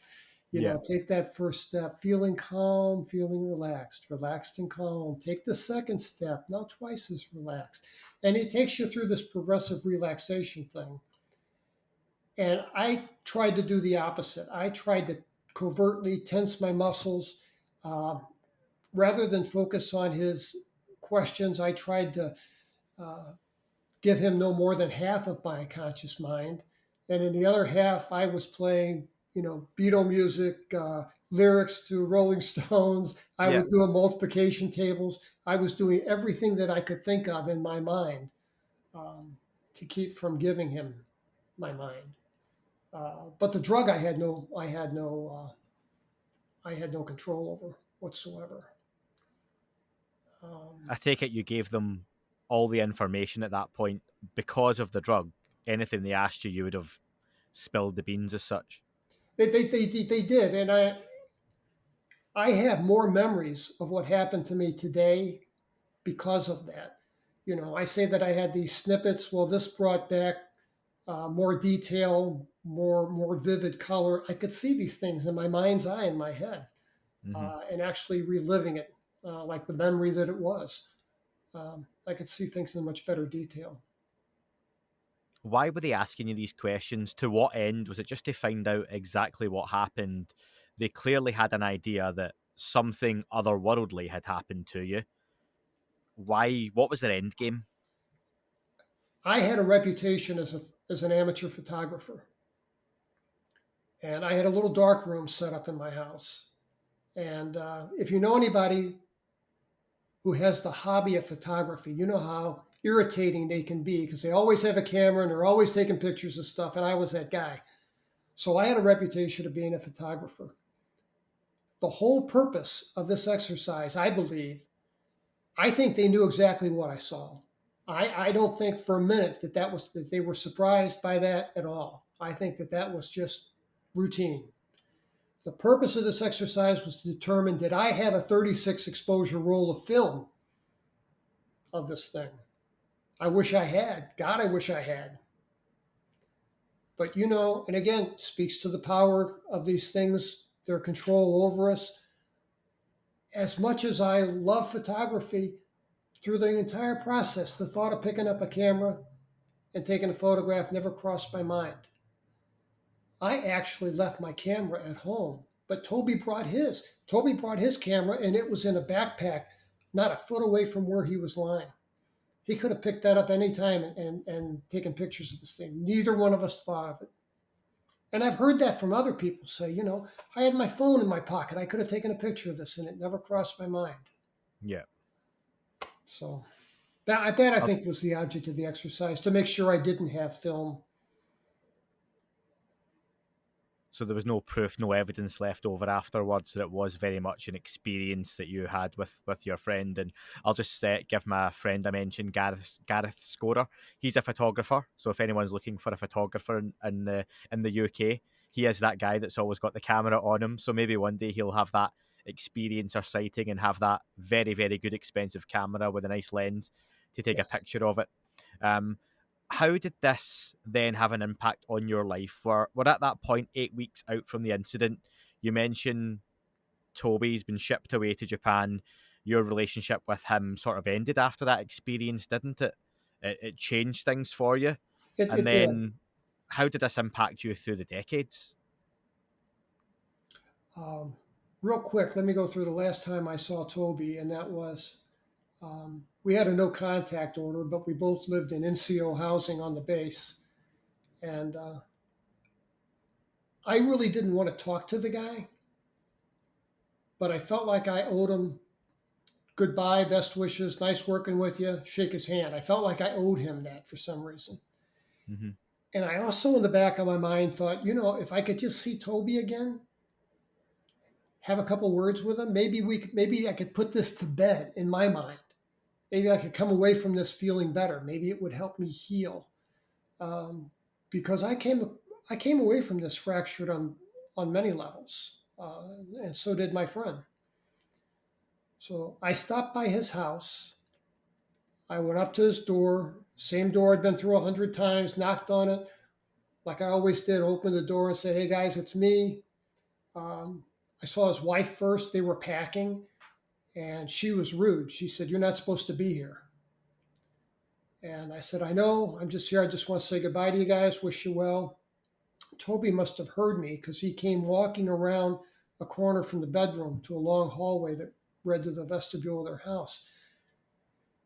And Toby was just, he was one of these guys, he was real meticulous about his appearance. I mean, he always had a good haircut. He always had nice clothing. He always looked good, even if they were just playing volleyball or something. He always, kept a good appearance. And he walked around the corner, and I mean, I cut him some slack. He was in the middle of moving, but he looked like hell. His hair was all wonky, and he hadn't shaved, and he was wearing a dirty T-shirt and jeans. He was barefoot, and I just never had seen him like that. And he kind of walked up to me subdued, and we're about 2 feet apart. And it was awkward. I held my hand out to shake his hand, and we missed each other, and then managed this awkward handshake. And I said, "Hey, man, I just want to wish you well. I know you're going to Japan. I just appreciate working with you." And that was about all I said. And I'm 6 foot even. He's about 5'8". And he looked up at me and he said, "It happened, didn't it, Terry?" And I said, "Yes, my brother, it happened. You're not losing your mind. It happened." And he said, "Yeah, but why us?"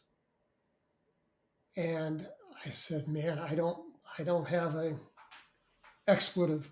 I don't have a clue." And I ran out of there, ran back to the car and went home. And while I hoped to get some peace by shaking his hand and telling him goodbye, I didn't get that at all. It was quite the opposite. It was anxiety. So it was, and we were good friends, but I was glad to see him go.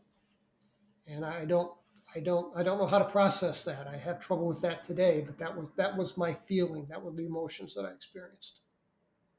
Do you feel that separation from you both was going to help you potentially move on from the incident? Did you want to forget it, move past it, and just get on with your life? I don't think it was, again, I don't think it was done for our benefit.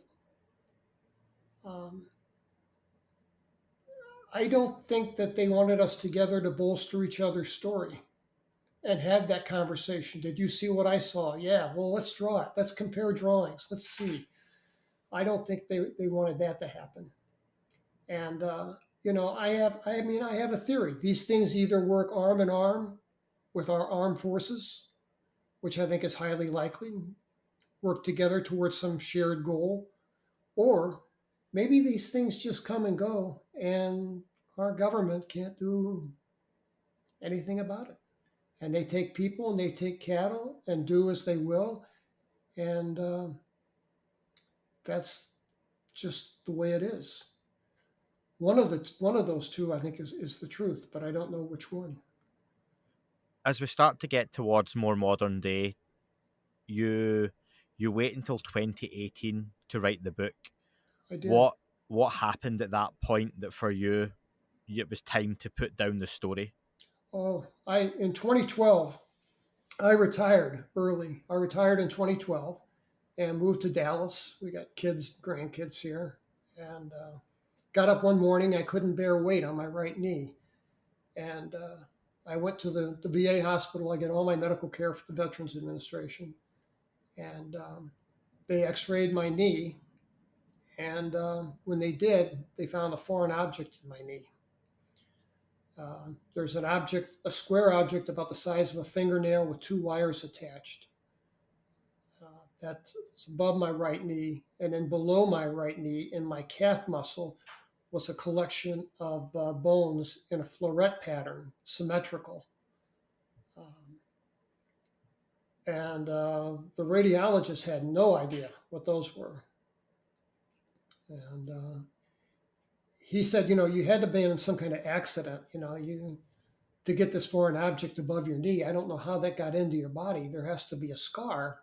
And we got into this back and forth because I told him, doctor, I don't have a scar. I've never injured that knee other than a skin knee as a kid. And he examined my knee and there is no scar.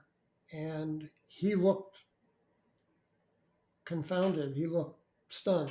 And I said, well, doctor, let me ask you, how often is it that you see someone with a foreign object like this in their body and there not be a corresponding scar? And he said, never. He said, I've been a radiologist for 23 years. He says, I have no idea how this thing got into your body. So I asked him to show me the x-rays. He showed me the x-rays, and I was just absolutely devastated because I was I thought that I had lived this all out, and it was, for the most part, over with. I had no intentions of telling anybody anything, but seeing these things just validated that they put their hands on me. These things put their hands on me. It wasn't just a sighting. I didn't just see a flying saucer. There was something more intimate to this encounter. And in 2016, I thought, 4 years later, I thought, I'm going to do this. I'm going to write this book, and I'm going to tell people what happened to me. And I couldn't do that if I were working for the government. I mean, and my peers in the legal community, it was interesting. A couple of them were supportive of me. I believe you. You're not the kind of guy to tell a tale. But I had a lot of my friends email me like, what is wrong with you? Have you lost your mind? If this really happened to you, why would you come out and say such a thing? People will think you're crazy, blah, blah, blah. I'm like, well, so be it. Find out who your friends really are. But I'm glad I came forward. I'm shocked that I expected to sell 100 books, and have a box of 50 in my garage or something. I expected it to be a cathartic experience, which it was. What I didn't expect was to sell tens of thousands of copies in 13 countries and have all of these people email me with these stories and, pour their heart out to me and say, I've never told this to another human being. And they tell me their story. And that's a privilege to have people share that with you. So, and this was all unexpected. I think for many people, you're one of those 10,000, aren't you? Because they've had a similar experience to you, unique to them, but they've not had the time, the ability, the capability, or the will to write it down, and you've done that for them. And I think when they see those words on paper, that resonates with them. People like Whitley Strieber, when they come out and tell their story, when far less well-known people like members of the experiencer group share their story, it resonates with a lot of people. There are many people who, on this podcast, I try and cover the range of UFOs, the UFO topic. Some people are very nuts and bolts and don't really have an interest in the abduction phenomena, and will still say, while they believe in extraterrestrials or whatever that may entail, the abduction experience is largely made up. Yet there are this huge number of people, it's not a minority, it's a big number, who claim that it's very real, and not only that, but it's happened to them as well. So I think it means a lot when people see something like yours and it resonates with them, it picks up and it takes a life of its own. And has that helped you, since the book was published, deal with the incident better, knowing there are so many more folks like you out there? Oh, it's unbelievably helpful. And you know what I did is I wrote a second book called The Reckoning. And I had all of these stories. I boiled them down to about 400 that were just credible stories from people that I felt were truthful. And I chose 25 of what I thought were the best stories, and I put them in the book. Um, some asked to be anonymous. Some said, use my name. I don't care. Um, but there are some incredible stories out there because this stuff is happening, and it's happening more than we know. Because I think a lot of people don't remember, can't remember, maybe have no recall of it until they're in their 60s, and then suddenly it's like, boom, something snaps, and like, oh yeah, that camping trip, I remember. I think that happens.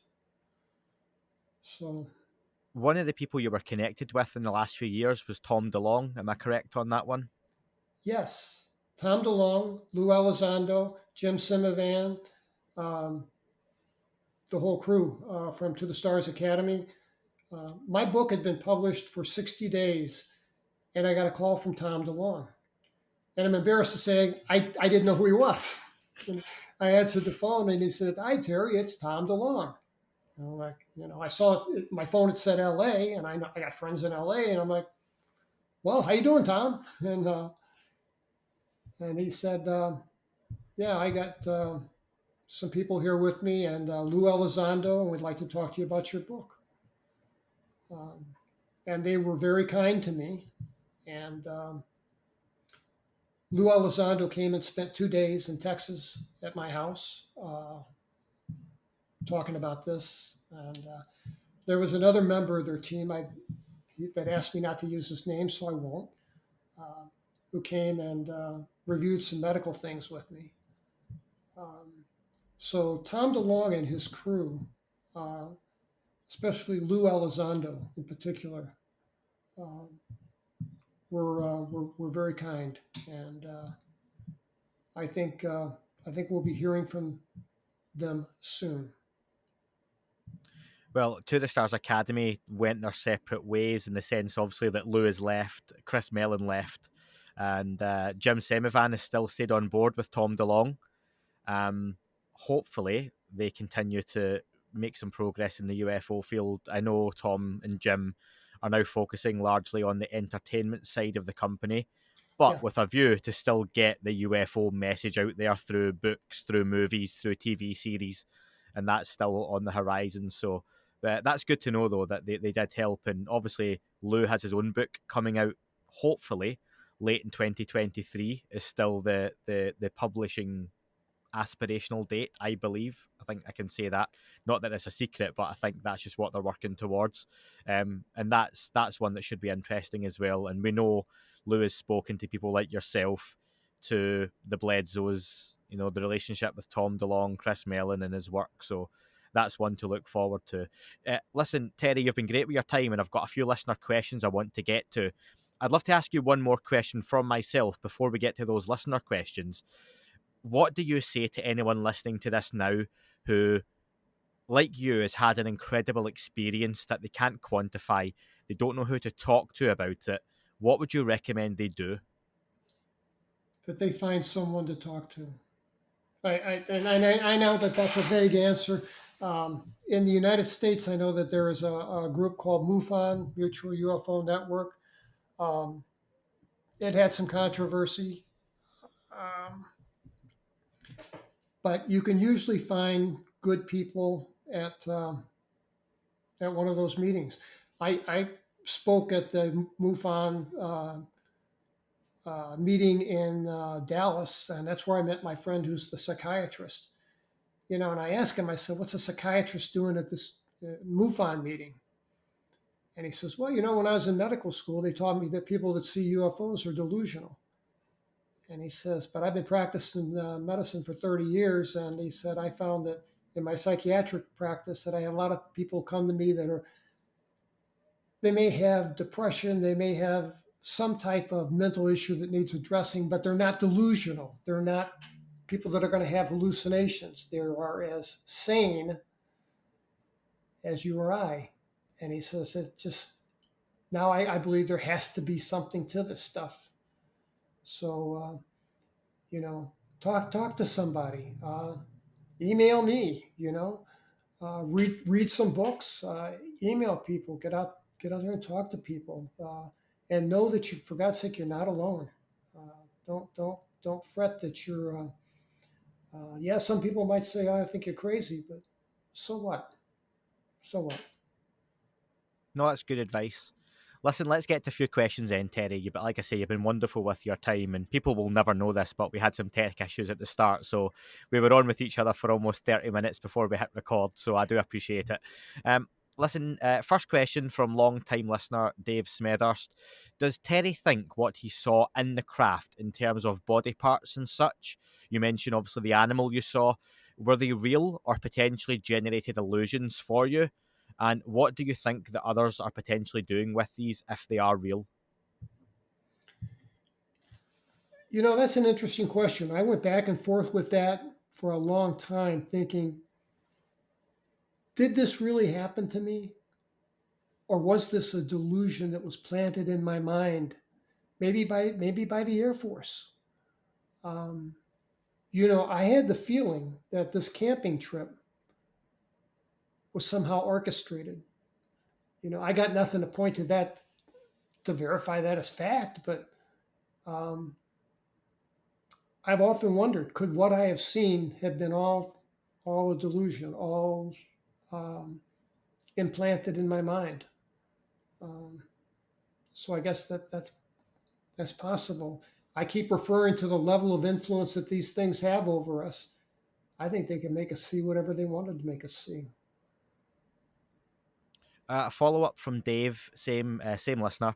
Has anyone from the military or intelligence community reached out to you and given you any information off the record about your experience? Yes and no. Okay. So, Obviously, we've just mentioned that you've spoken to Tom DeLonge, spent some time with Lou Elizondo and some of his colleagues. Those are yes, probably some of the people that you would want to be talking to about these kind of experiences. Um, absolutely. But other people from other agencies have knocked on my door and expressed interest in talking to me. I've had some crazy things happen. I've had a flurry of helicopters over my house. Weird. I mean, it's just um, I'll just leave it at that. But yeah,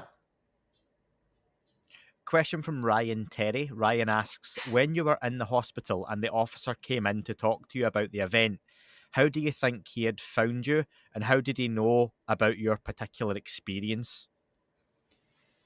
he actually answered that question. He said that Toby had a backpack, and inside that backpack, he had taken a permanent marker and wrote his name and his address. And his address was Whiteman Air Force Base. That's where we lived. We were living in NCO housing on the base. And the park rangers, quote, found our little campsite and then tracked down, Toby's backpack with the phone number in it, called the base, and base commander got involved, OSI got involved, and that's the way the whole thing broke loose. Uh, Do you had think we they had taken they that, who sorry, on you knows? If go. we'd have taken that backpack, they may have never found us, but I think they would have anyway. I think that there was no escaping. I wonder, is Ryan also alluding to, and I'd be curious to know, do you think they had any direct or indirect knowledge of there being an alien abduction or some sort of encounter based off of any military equipment they had, any monitoring they were doing, or even directly witnessing it themselves? I absolutely have no doubt when these two OSI agents came into my hospital room and started talking to me, there's no doubt in my mind these guys knew what I saw. You know, at the end of their interrogation, the younger officer, the captain, left. And it was just me and this major in the room. And he had turned the lights on during the interrogation, which really hurt my eyes. He reached over and turned the lights off. And the head of my bed was near the door. And he had his hand against the door so he would feel it if somebody started to come in. And he got down next to my ear and he asked me, he said, I know what you saw. And I know you saw something, and I think you know what I'm talking about. And I didn't know how to answer. And I didn't answer. And he says, oh, yeah. He says, I think you know what I'm talking about. And he says, all I want to know is how many pictures you took of it. And without thinking, I blurted out, I never took a single photograph. And he just smiled because he just got from me an admission. And he seemed very satisfied with that. No, I think they knew everything. I don't know how they knew it, but they knew everything. And a final question that I think follows on nicely from that and is a nice way to wrap up. From Newman. Newman asks, how far does Terry think a potential cooperation between the US government and ETs could go? And even further than that, do you think there are any credence to the claims that there are secret treaties and agreements in place to regulate alien abductions? There are three possibilities here. And that is, like I said earlier, that we're working hand in hand with ET towards some shared goal. And maybe we're trading human lives for engineering secrets. That's a possibility. And number two is that we could be working under a written treaty that defines the parameters of their behavior and our behavior. We don't shoot them down. They get to take 50 people a year from this park and 20 people from this park. And it's all laid out in a written agreement and a handshake. And there's a controlling document that states our agreement. Third possibility is that they have the ability to do what they want, when they want, at any time. They may have spoke with our government and said, we're in control, we're going to do what we want. Don't mess with us. And they do that. They do what they want. And any one of those three possibilities are as plausible as the other. But my gut tells me that they do what they want because they can. Because I think they're that high above us. Because of that thing that I had that interaction with for a moment, just momentarily. These things are so far above us that it's ridiculous. It's almost like, why would they bother to negotiate with, if you're going to take a lion off the Serengeti plain and implant them with a tracking device and give them a medical examination, do you communicate with them first? No, you don't. You just do it. You just do it. And there's that disparity of intellect. That disparity of intellect is huge. Think about this. We've been human sentient beings in our current form for, say, 200,000 years. The numbers are all over the place. But in 200,000 years, we've domesticated dogs and cats, cattle, sheep, But like, my cat, we have a relationship. But after 200,000 years of domesticating animals, we still can't communicate with them. I can walk in and say, food served. My cat will immediately know what I'm talking about. That's more of a Pavlovian response. But I can't walk in and say, hey, pal, how was your day? What'd you do today? There's no communication at that level. And these things may be that high above us that's the right analogy, because we can't tell them how our day went because we don't have the ability. That's a nice way to, I think, to round off, Terry. Just before we go, you did mention you wanted to give a little shout out to a professor. Oh, I did. Professor Peter Cahill of University of Liverpool sent me a nice email today. I've got to sit down and return his email.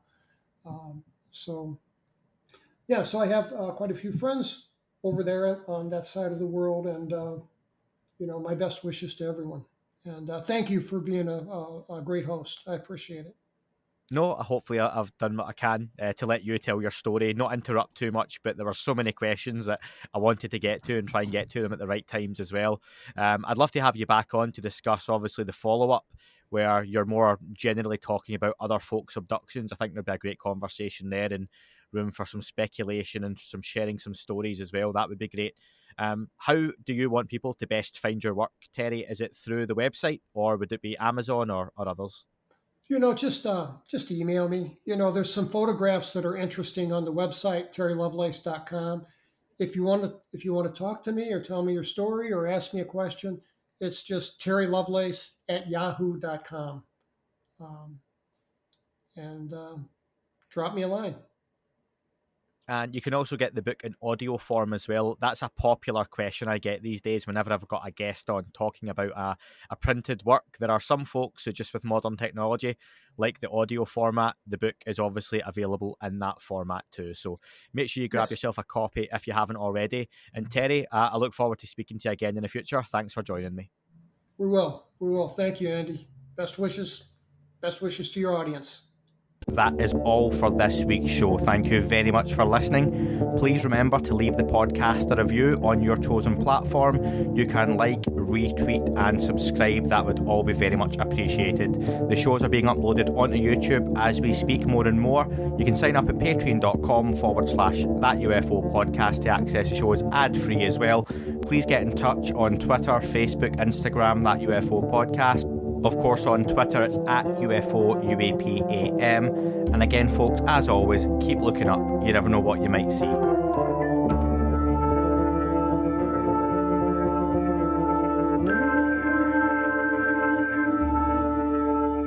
wasn't a tic-tac and not quite a saucer, more like a hubcap designed by Chaucer, a little baroque and quite steampunk, like Alice was playing bass for the Parliament of Folk. The little fucker hovered right outside of my window, and when I shoved out the screen, he made it an issue. I don't think he expected me to see his ass, but I'd had some champagne and smoked a little around.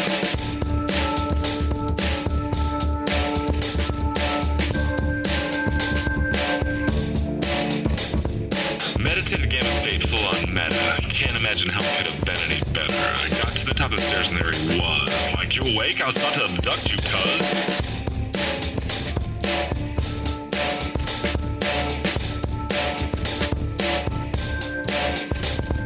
I jumped back and nearly kissed myself, and I climbed out the window after the elf, and I woke up in my bed and there was something on my head and everything was weird and everything was red. And I called out to my boys. They thought this was noise. They thought it was a dream. They thought it was my toys. They thought it was my problems, and they think I should seek therapy, and I don't know what to do because it doesn't really scare me.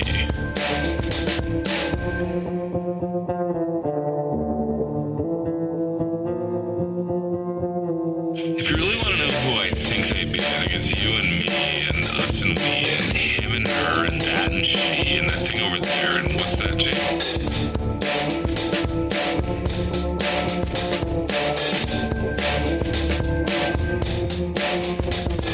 But for being serious, open your mind, consider your heart, consider time, consider your space, consider your lies, consider your life, consider your eyes.